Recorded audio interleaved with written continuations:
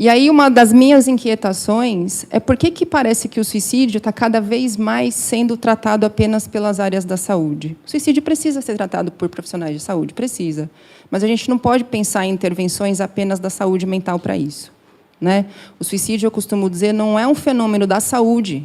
O suicídio é um fenômeno da vida, né? Das formas de vida, dignas ou indignas, né? Precárias ou dignas de serem vividas. Aqui, entrando no meu filósofo caríssimo, né, Michel Foucault, eu preciso falar, porque eu acho que muita gente aqui conhece, está familiarizado com a obra do Foucault, com o pensamento do Foucault, mas talvez nem todos. Então, eu vou falar um pouco da ideia da biopolítica para passar para a medicalização da vida e da morte, e aí fazer o fechamento do meu raciocínio. O Foucault tem justamente a noção de biopolítica, que é o título do meu mestrado, né, o suicídio na biopolítica. A biopolítica é uma ferramenta, é uma estratégia de poder que se desenvolveu, sobretudo, a partir do século XIX. Vamos lembrar lá do Philippe Herrier, que a morte foi interditada a partir do século XIX, sobretudo, né? O Foucault diz que a biopolítica se desenvolveu, sobretudo, a partir do século XIX. As estratégias de poder social se modificaram ao mesmo tempo, né, concomitantemente com o desenvolvimento do capitalismo.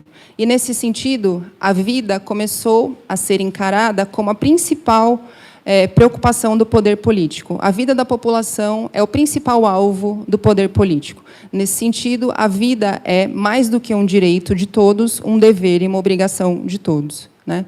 O poder político precisa da população viva, ativa e saudável para poder utilizar justamente as potências econômicas da população, né? Não é à toa que o poder político quer manter a população ativa e tudo mais. E isso, sem dúvida, tem um caráter de necessidade, né? Em algum momento, um controle social precisou ser feito, mas a gente precisa pensar nos movimentos que aconteceram historicamente para justamente a gente conseguir lembrar que, mesmo a ideia de que a vida é o nosso bem mais valioso, não é algo óbvio, porque não foi sempre assim, né? E para entender também que existem riscos de você radicalizar alguns processos, né? A biopolítica, ou o biopoder, é justamente a entrada da vida humana na esfera política, né? E aí se torna justamente isso, mais do que um dever, uma obrigação de todos. Se eu tenho uma realidade política, uma realidade social, que se pauta na manutenção da vida, o que acontece com a morte? Ela vai sendo progressivamente desqualificada.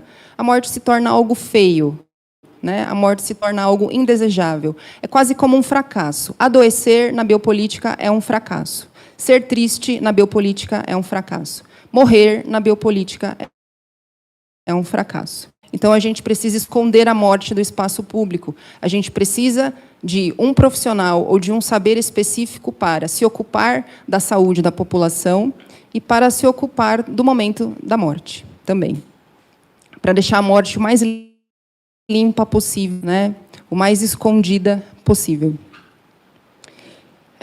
Com o desenvolvimento da biopolítica, a morte é o que se deve evitar a todo custo, né? Às vezes, a pessoa está literalmente pendurada por um fio de vida, né? Na biopolítica, a gente não pode não querer viver, praticamente, né? A gente não discute praticamente nada relacionado à bioética. Não apenas o suicídio é algo interditado, censurado, mas a eutanásia e outros temas da bioética, né? O sujeito não pode pensar em deixar a existência. Isso é muito esquisito para a gente. E é mesmo, né? Mas aí o Foucault está mostrando por que isso é tão estranho. Na biopolítica, a morte é o feio, é o que não se deve falar, e é por isso que a morte foi transformada em um tabu. Numa realidade política pautada pela hipervalorização da vida e da saúde, para me manter vivo, preciso estar saudável, né? Então, eu preciso, minimamente, de ver que se ocupe dos modos de vida de forma salubre. A noção de salubridade é uma noção do século XIX também, ela não existia, tá? A medicalização estarem como sinônimos, medicalização e medicação. E aí algumas pessoas entendem que quem critica a medicalização, os processos de patologização, é contra a medicação, não é isso. A medicalização é um processo social que fez com que a medicina, as normas médicas, fossem inseridas em todas as instâncias da nossa vida, né? No século XIX, sobretudo, a medicina se inseriu direta e indiretamente em toda a nossa vida, desde a família, da forma como a gente se relaciona em família, educação das crianças, controle de natalidade, até normas escolares e outras, jurídicas e outras. A medicina,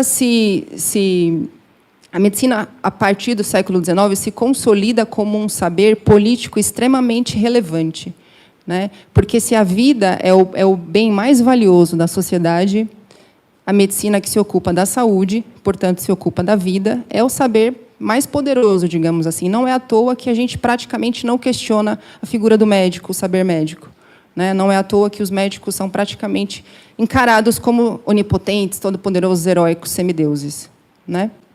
Eles são os guardiões da vida e da morte também, de certa forma, né? A diferença é que a morte a gente não consegue prever e nem controlar totalmente, né? Mas a morte também está medicalizada, assim como a vida. Se a vida foi toda medicalizada, a morte foi escondida do âmbito social, mas também passou para o ambiente hospitalar, que é um ambiente médico, está lá sob a guarda do médico, né? É o médico que minimamente sabe o momento que a gente vai partir, então a morte também está medicalizada.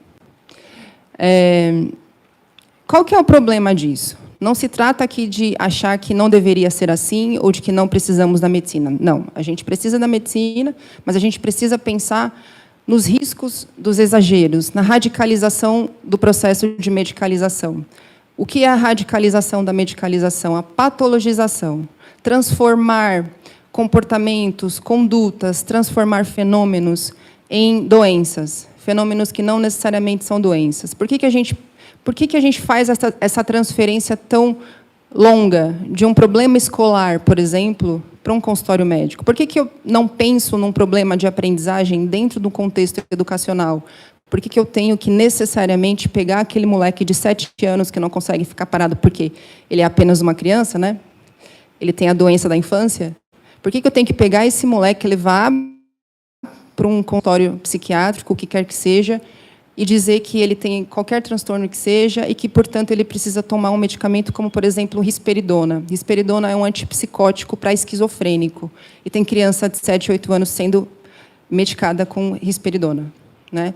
O risco que isso pode ter para o sistema nervoso dessas crianças, eu não tenho a menor noção. A gente vai saber daqui a uns anos. Então, assim, o que acontece? Eu individualizo um problema. Eu não penso no meu sistema educacional. Eu vou dizer que o problema é aquele moleque, apenas aquele moleque que está com laudo psiquiátrico, né? E isso acontece em diversas esferas da vida. A patologização é justamente isso. Eu não explico, eu não controlo um fenômeno, eu transformo esse fenômeno em doença. E aí eu medico, e aí eu deixo todo mundo confortável, porque agora o menininho vai ficar quietinho na cadeira, né? Porque agora o meu filho é assim, porque ele é TDAH ou o que quer que seja, tá?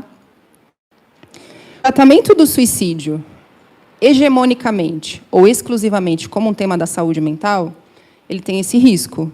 Se o suicídio é um tema, um assunto das formas de vida, a gente precisa pensar nas formas de vida. Como estamos vivendo, quais são as condições sociais de vida. E pensar também em saúde mental. Mas a gente pensar só na saúde mental não vai adiantar. Então, se dizer que necessariamente o suicídio é uma doença, né, tem estudos agora querendo relacionar o suicídio a algum problema genético, né? Ou seja, você vai biologizar o suicídio, você vai psiquiatrizar o suicídio, e aí você vai transformar ele em uma doença, você vai dizer que todo mundo que quer morrer é doente, e aí você vai medicar, por conta disso, todo mundo que é doente. Essa pessoa, talvez... por exemplo, se eu tenho um paciente no meu consultório que é negro e LGBT, e ele está sofrendo, eu encaminho ele para um consultório de um psiquiatra, ele é diagnosticado com uma depressão, talvez a ideação suicida dele seja controlada, Dali a um mês, ele é espancado porque ele é homossexual. Será que eu acabei com o problema?